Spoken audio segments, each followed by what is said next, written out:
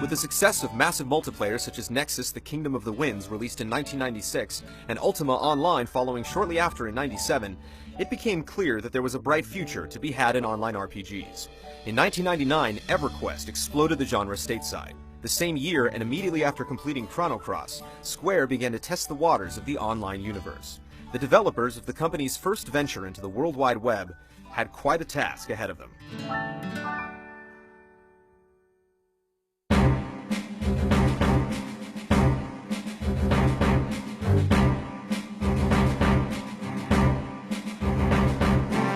Final Fantasy XI went into public beta testing in Japan in August 2001, only months after the release of Final Fantasy X. XI was one of the first games produced under Square's all-platforms, all-media ideals. This meant the game was designed to be enjoyed by gamers of different languages, localizations, and even platforms. XI still remains one of the only MMORPGs to accommodate players from all over the world to engage each other on the same servers rather than making certain regional distinctions. But Square's full plans for global connectivity wouldn't be fulfilled for another 4 years. Final Fantasy XI was officially released for the PlayStation 2 in Japan on May 16, 2002.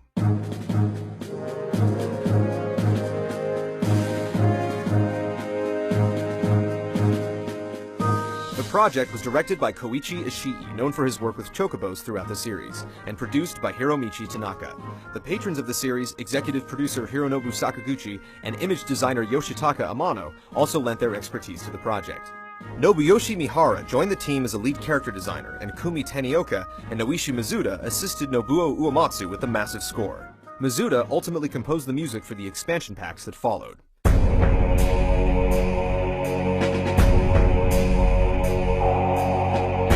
At launch, Final Fantasy XI began the saga of Vana'diel and the continuing mystery of its creation. Long ago, saddened by the vanity of an ancient people known as the Xylart, the goddess Altana cried 5 tears, which bore unique races that would eventually form the backbones of 3 mighty nations.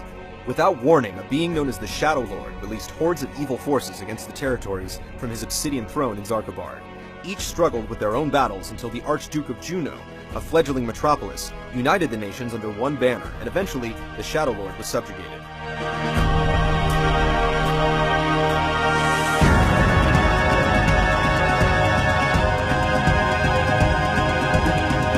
The story of XI began 20 years later. Players started by choosing their race, nation, and name. Servers were assigned, and world passes were needed for friends who wanted to play in the same realm.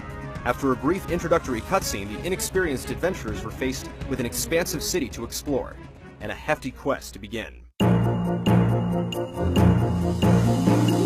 In the west, the Quan continent gave rise to the Republic of Bastok and the Kingdom of Sandoria. Bastok, the youngest of the nations, was a place of ingenuity and development, and home to Cid the Engineer. Carved into the mountains of Gustaberg and nestled against a southern shore, Bastok relied on invention to battle the elements. Here, the innovative Humes researched new technologies as well as studied the artifacts of the past, while the mighty Galka sought refuge from a civilization abandoned and forgotten.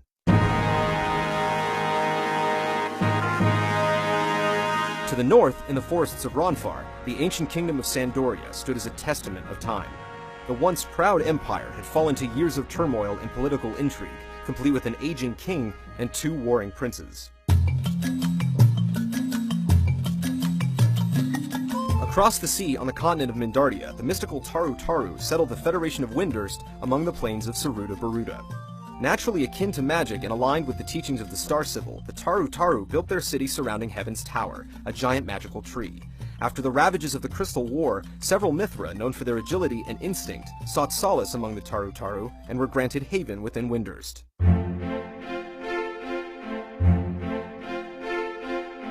Connecting the continents in the midst of a massive span of bridges sat the Grand Duchy of Juno. This once meager fishing village was lifted from obscurity by the Archduke Camlino and his advanced technology. The spiraling city was a focal point for adventurers and provided air travel to the major nations.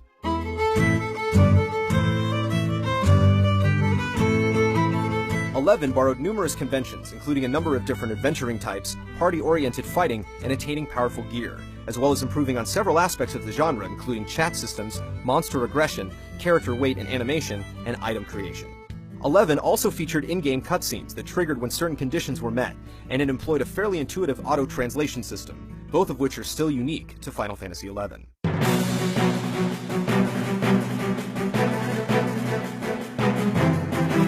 order to see the wilds of Vana'diel, players were once again called upon to master various jobs.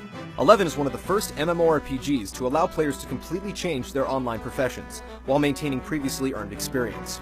In addition, players can unlock the ability to set a sub-job from any of the classes they had previously leveled. These were always capped at half of the player's main job. Balance became a big issue in the ever-changing online world. The jobs had to look and feel like their traditional Final Fantasy counterparts, while maintaining an equal playing ground for characters of similar levels. As a result, some received a noticeable shift in power. Classic jobs or abilities were incorporated into other jobs due to their specificity or limitations, as well as trying to make 50+ levels worth of time playing that job interesting, such as a red mage's ability to enchant weapons and cast spells traditionally dubbed time magic. At the start of their adventures, players could choose from the 6 Final Fantasy basics, each easily filling an MMO niche. Warriors served as solid tanks, monks sprawled with the enemy face to face, thieves maneuvered themselves for expert damage, white mages were naturally adept healers, black mages blasted the enemy from range, and red mages were their usual jacks of all trade. After accruing experience, players had the option to undergo another Final Fantasy tradition, searching for new jobs.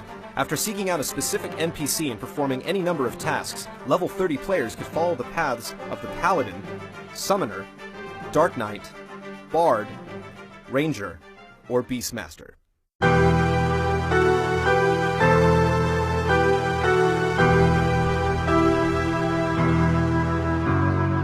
Although 11's focus was certainly multiplayer, there was a fairly linear story that unearthed the origins of Vana'diel.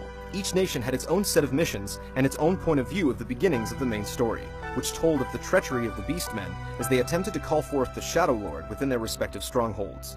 Completing these missions increased the player's rank and bestowed certain privileges, such as the ability to ride an airship.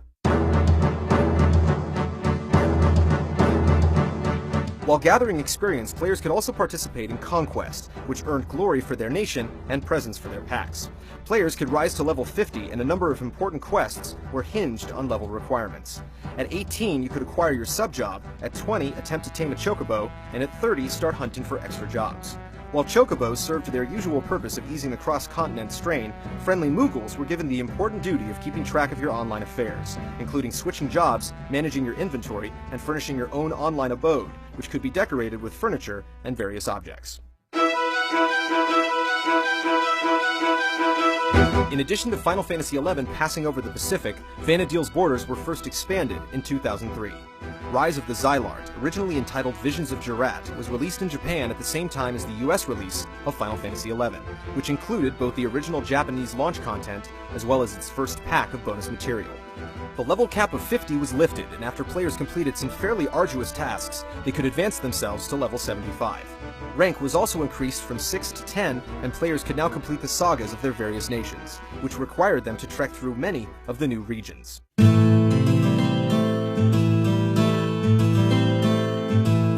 The world of Vana'diel got another familiar Final Fantasy wash with the addition of artifact armor. On the climb from 50 to 60, players could complete a series of quests that rewarded them with powerful sets of armor germane to their given job. The artifact armor was steeped in Final Fantasy mythology. White mages wore white robes trimmed in red, warriors bore limber red plates, black mages donned conical caps, and red mages sported familiar regalia. If that uphill climb wasn't enough for dedicated fans, Rise of the Xylart also permitted training as a samurai, ninja, and finally dragoon. In addition to conquering new jobs, summoners could also master their own. Rise of the Xylart brought Vana'diel's celestial avatars from their slumber. With a strong party, players could challenge these beings for a number of rewards, including the ability to summon them in battle. For proper balance, each of the avatars was aligned to one of the elements that govern the game. Truly masterful summoners could also hope to conquer Fenrir, one of Vana'diel's terrestrial guardians.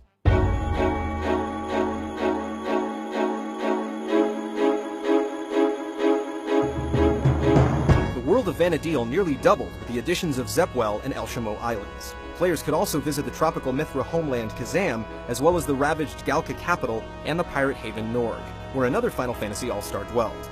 The saga of Vana'diel also continued on in a series of new missions designed specifically for the Rise of the Xylart content, which spanned a massive amount of terrain, eventually enabling the player to activate a portal to Talia, the ancient floating Xylart capital.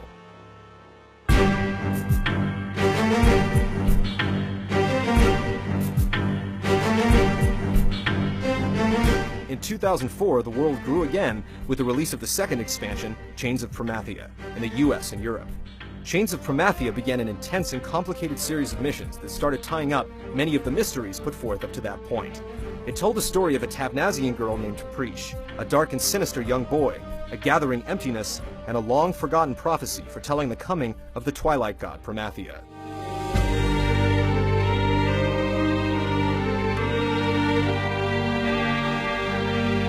While no untouched landmasses appeared in Vana'diel, new areas were discovered by adventurers for the first time.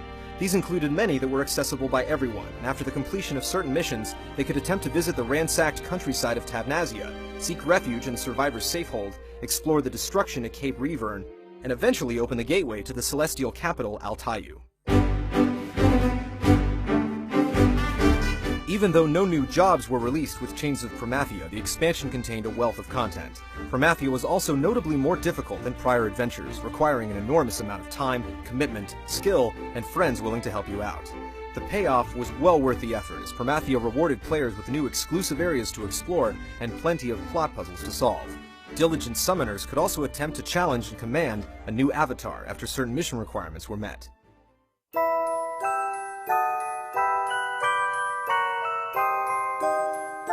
Square finally fulfilled its original promise of all platforms, all media in 2006 with the release of the third expansion pack, Treasures of Otter Gone.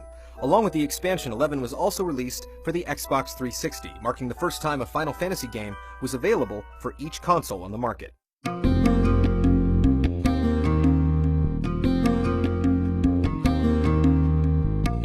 The expansion opened up the waters to the Eastern Empire of Otter Gone, a land even more shrouded in secrets than Vana'diel. Ruled by the enigmatic Empress Najmira, the fortified city of Al-Zabi guarded a mysterious artifact known as the Astral Candescence, which provided its citizens with enhanced powers and was under constant siege by hostile new invaders. Otter Gone also provided new jobs to master with the addition of the eagerly awaited Blue Mage and newcomers Corsair and Puppet Master. Treasures of Otter Gone took notice of current MMOs on the market and drastically curbed the difficulty levels from Chains of Promathia. Each area in the expansion was available for all players, provided they could survive the trek, and hunting in the wilds was quicker and more efficient due to a number of new system changes, such as the inclusion of an experience bonus, as long as the city maintained possession of the Astral Candescence. Since then, a number of small content additions were added that are not technically part of any expansion. These included raiding the Dream Realm of Dynamis, certain seasonal events, and PvP excursions like Ballista. Treasures of Otter Gone added a number of other games and events that focused more on teamwork, such as Besieged, Assault, and Salvage. Several technical changes were also made, including infamous attempts to rebalance some of the jobs. Eventually, a reduction was made to many of the difficulty aspects of the missions from Chains of Promathia. Chocobo breeding and racing became available, and the option to choose a server upon character creation was added.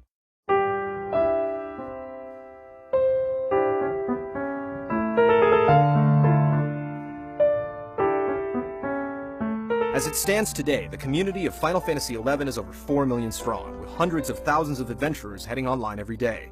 Starting in 2004, Square sponsored an annual fan festival where players could leave their virtual selves behind and greet their online allies in person. The events following have included live multiplayer challenges, cosplay contests, concerts from the Star Onions, a band starring 2 of the composers from the game, and sneak peeks at upcoming expansions.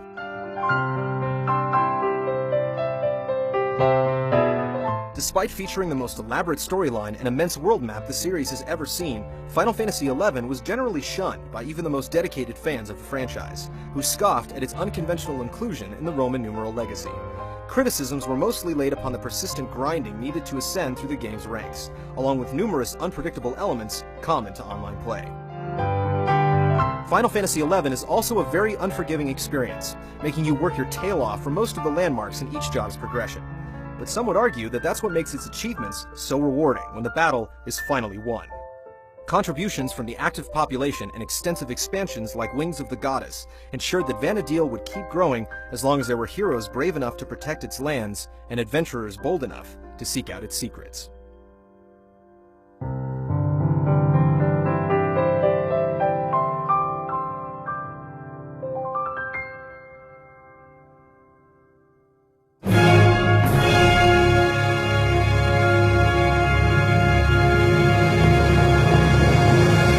Join us next week as we make a pilgrimage to the plains of Ivalice, a world epic enough to cross over 4 entire games.